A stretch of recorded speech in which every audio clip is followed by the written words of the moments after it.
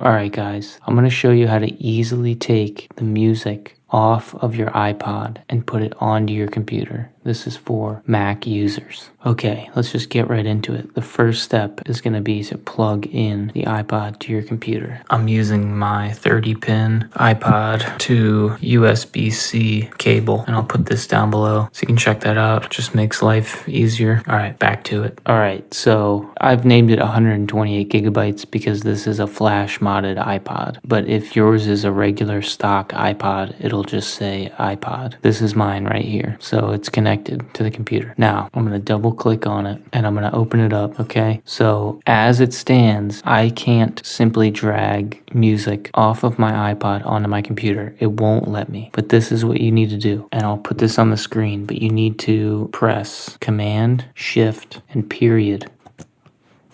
Okay, now this is going to show hidden folders or show hidden files. Now, you want to go right here, iPod control, open that up. Now, you want to go to music, and it's going to bring up all these folders, okay? This is the way the iPod is ordering the music. It's based off the metadata of the actual songs, okay? So you don't need to know why it looks like this, but in each one of these folders are going to be the tracks that are on your iPod. So if I click on one of these, you can see the individual songs. These aren't full albums. These are individual songs based on name and based on track number. You can see they're not named. They have a 4-letter naming system. Now, you don't need to know why it looks like that, but the point is here, I can just drag. I'll take one of these tracks, okay, and I'm going to hold Option. I'm going to show you. I can just literally copy this now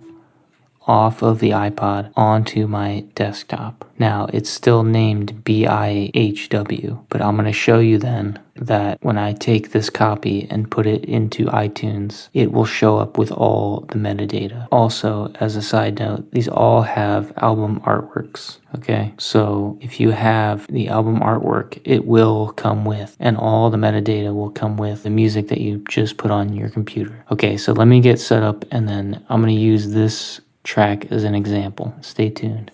Okay, I have my Apple Music / iTunes open here, and as you can see, I don't have any songs, okay? So here's my track that I just pulled off of the iPod itself. So you drag it in, and you add it, and boom. So everything resolves itself because the metadata was already embedded in this track when I pulled it off the iPod. So everything is here. The track number, the title, artist, and the album artwork, okay?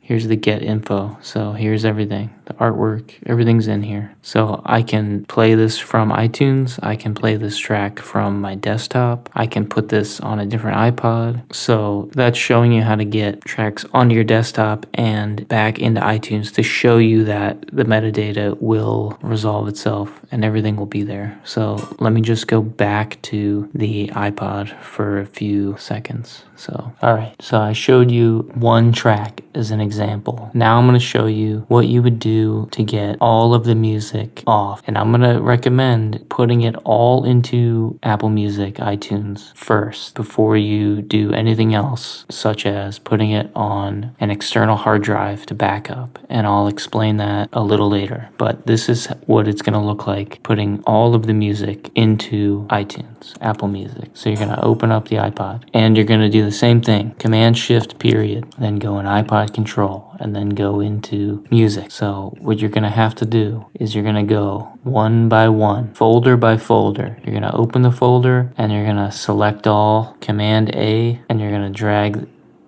these songs into Apple Music.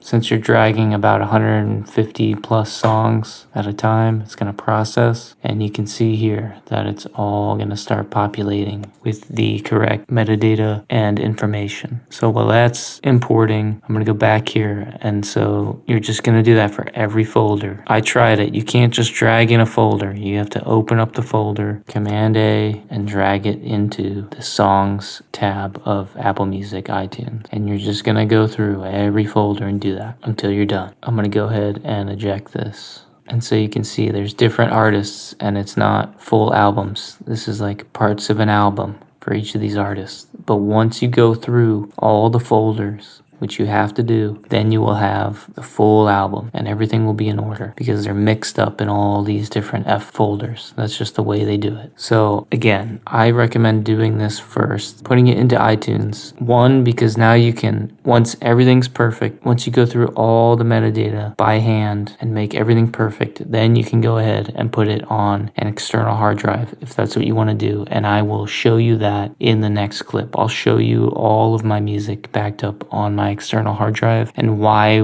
we went through iTunes first. So stay tuned. Here's my hard drive. It's a 5 terabyte. I'll put links down below for a couple Seagate hard drives that I have been using for years and they've never let me down. So you can see this folder here, iTunes backup final. I've got 8,208 tracks in this backup. I'm gonna open this up. Now, I wanted to show you this because this is one caveat, right? So like once it comes out of iTunes, you'll have the track number and the track title, okay? If you drag it from your iPod right onto the hard drive, you will end up with the same 4-letter naming system and you won't be able to see the track number or the track name. I just think that's another helpful thing. If for some reason you need to come into your hard drive, you can have this information here. That's just one more thing I wanted to show you. As you can see, this is how I have a perfect solid backup of all my music tracks. And from here, I'm good to go. I'm going to eject this. I hope that helps. This is a good thing to know how to do to get your music off your iPod. Keep those iPods running. Keep them on the road. There's nothing like a perfectly running, organized iPod. Let me know in the comments if it helped you out. And if you want to see anything else, check the links down below for the 30-pin to USB-C cable. And I'll put some other iPod flash modding parts down there. And check out my other videos on my channel for iPod flash modding. Just search iPod on my channel in the videos tab. If you want, subscribe to my channel. It means a lot to me. Thanks for watching. See you later.